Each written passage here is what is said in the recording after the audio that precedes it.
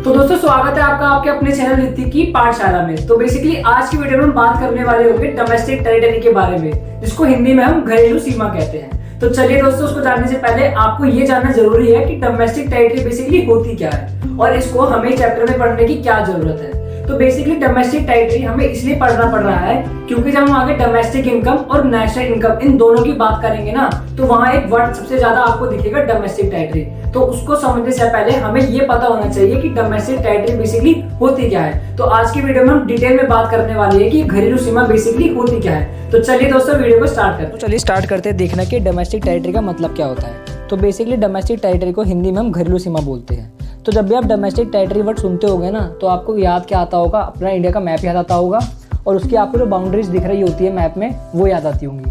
आप सोचते होंगे कि इसके अंदर का जो एरिया होता है ना, वो हमारी डोमेस्टिक टेरिटरी का पार्ट है। यानी जो आपको बाउंड्री दिख रही है मैप में, उसको पॉलिटिकल बाउंड्री कहते हैं, यानी राजनीतिक सीमा कहते हैं।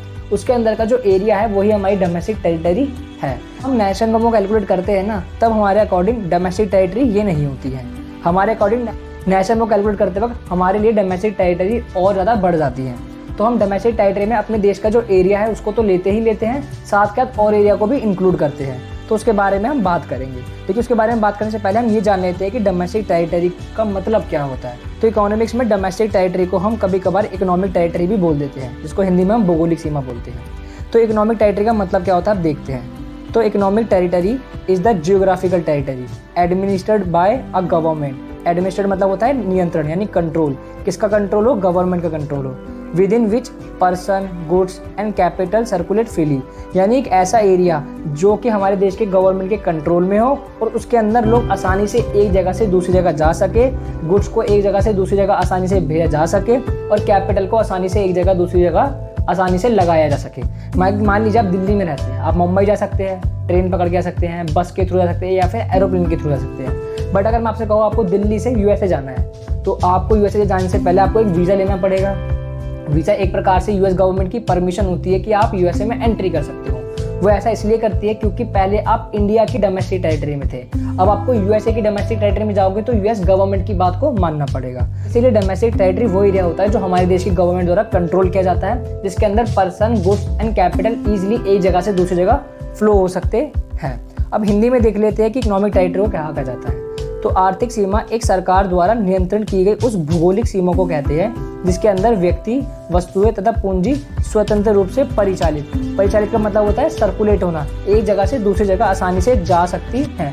उसी को हम आर्थिक सीमा कहते हैं। आई होप आपको क्लियर हो रहा होगा कि बेसिकली इकोनॉमिक टेरिटरी का मतलब होता क्या है। वो एरिया जो हमारे देश की गवर्नमेंट द्वारा कंट्रोल किया जाता है उसको हम इकोनॉमिक टेरिटरी या फिर डोमेस्टिक टेरिटरी भी कहते हैं। पॉलिटिकल बाउंड्री को ही अपनी डोमेस्टिक टेरिटरी नहीं मानते हैं, उसके अलावा भी हम उसमें बहुत सारी चीज़ों को ऐड करते हैं। चलिए अब उसको भी देख लेते हैं एक बार। दोस्तों आई होप आपको समझ आ गया होगा बेसिकली डोमेस्टिक टेरिटरी यानी घरेलू सीमा का मतलब क्या होता है। यानी वो एरिया जो हमारे देश की गवर्नमेंट कंट्रोल करे और जिसमें पर्संस, गुड्स और कैपिटल को इजीली फ्लो किया जा सके एक जगह से दूसरी जगह। बट जब हम इकोनॉमिक्स को पढ़ते हैं और उसमें नेशनल इनकम की स्टडी करते हैं ना, तो हमें वहाँ डोमेस्टिक टेरिटरी में केवल अपने देश की बाउंड्री के अलावा और भी चीजों को इंक्लूड करना होता है। तो अब देख लेते हैं वन बाय वन करके हमें क्या क्या चीजों को। और इससे पहला आता है आपका टेरिटोरियल वाटर। अब आप बोल रहे होगे टेरिटोरियल वाटर क्या होता है? जहां पर इंडिया का समुद्र तट खत्म होता है ना, वहां से 21.9 किलोमीटर तक का जो एरिया होता है, जिसको हम 12 नॉटिकल माइल बोलते हैं, तो वो जो एरिया होता है ना, वो भी हमारी डोमेस्टिक टेरिटरी का क्या होता है? पार्ट होता है। कल को अगर कोई भी फॉरेन शिप उस एरिया के अंदर आएगा ना, तो सबसे पहले उसको हमारे देश की गवर्नमेंट से परमिशन लेना होगा, उसके बाद ही वो उस एरिया के अंदर एंटर कर सकता है। अदरवाइज हम चाहे तो उसको वहां ब्लास्ट भी कर सकते हैं। तो दोस्तों अगला आता है आपका एम्बेसी। अब एम्बेसी यानी इंडियन एम्बेसी किसी फॉरेन कंट्री में स्टैब्लिश है। मान लीजिए यूएसए में इंडियन एम्बेसी है, तो एम्बेसी के पास जो भी एरिया होगा ना जहां पर इंडियन एम्बेसी खुली है, वो एरिया भी हमारी डोमेस्टिक टेरिटरी का ही पार्ट होगा।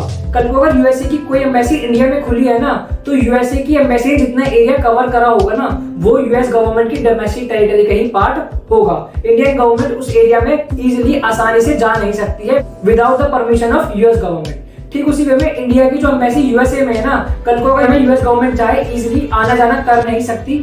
तो जो एम्बेसी इंडिया की यूएसए में है ना, तो उस एरिया में भी आपकी यूएस गवर्नमेंट इजीली आना जाना नहीं कर सकती है। अगर उसको इस एरिया में आना भी है ना, तो सबसे पहले उसको यूएस को इंडिया गवर्नमेंट से अप्रूवल लेना होगा, यानी परमिशन लेनी होगी कि वो उनकी एम्बेसी वाले एरिया में जाना चाहते हैं, तभी वो जा पाएंगे। तो अगला आता है, कल को मान लीजिए इंडिया के कुछ आर्मी कैंप्स यानी आर्मी के बेस कैंप्स किसी दूसरी कंट्री में स्टैब्लिश है, तो वो जो एरिया इंडियन आर्मी के पास होगा ना, वो भी हमारी डोमेस्टिक टेरिटरी का क्या होगा, पार्ट होगा। यानी कल को अगर यूएस आर्मी अपना इंडिया में एक बेस कैंप बना लेती है, तो वो एरिया भी हमारी डोमेस्टिक टेरिटरी का पार्ट नहीं होगा, वो यूएस गवर्नमेंट की डोमेस्टिक टेरिटरी का ही पार्ट होगा।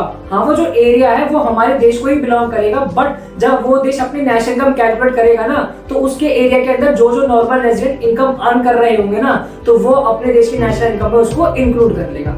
आई होप आपको समझ आ गया होगा। बेसिकली डोमेस्टिक टेरिटरी में हम केवल अपने देश का जो एरिया है वो तो लेते हैं, साथ में टेरिटोरियल वाटर भी लेते हैं, एम्बेसी का जो एरिया है वो भी लेते हैं, और साथ के अगर आर्मी के बेस कैंप किसी दूसरे कंट्रीज में है ना, तो वो एरिया भी हमारी डोमेस्टिक टेरिटरी का क्या होता है, पार्ट होता है। दोस्तों आई होप आपको समझ आ गया होगा बेसिकली डोमेस्टिक टेरिटरी होती क्या है। फिर भी अगर आपको कोई डाउट रह जाता है तो आप मुझे कमेंट कर सकते हैं, मैं ट्राई करूंगा कि इसको जल्दी सॉल्व कर सकूं। दोस्तों अगर आपको वीडियो अच्छी लगी तो वीडियो को लाइक करो, चैनल पे नए हो तो चैनल को सब्सक्राइब करना ना भूले। मिलते हैं आपसे अपनी अगली वीडियो में, जब तक के लिए सीखते रहिए और सिखाते रहिए।